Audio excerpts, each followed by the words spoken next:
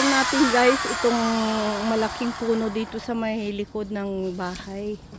Kasi sagabal tong sa ating mga bakod. Kaya kinak natin yan. Ayan si Bossing.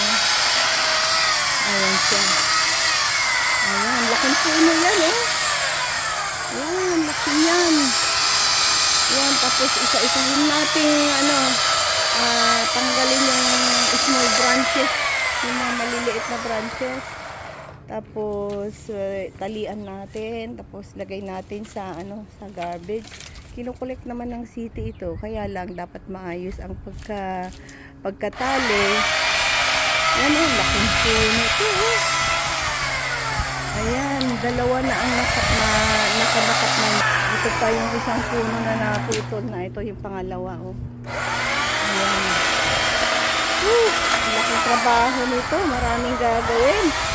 Yung mga dahon-dahon na to, ilagay natin sa garbage. Ayan, kakulit ng garbage.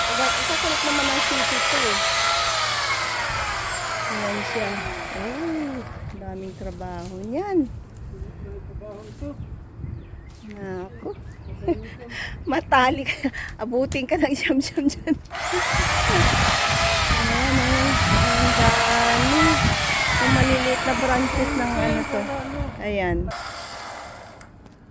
Ayan. Ang puno sa likod ng bahay, pinutol ni Bossing. Ayan o. Ayan. Para magkaroon tayo ng sunshine para sa mga tanim natin. Dito tayo magagarden dito oh, sa likod ng bahay. Yan po ang ating garden. Ayan. Trabaho nito.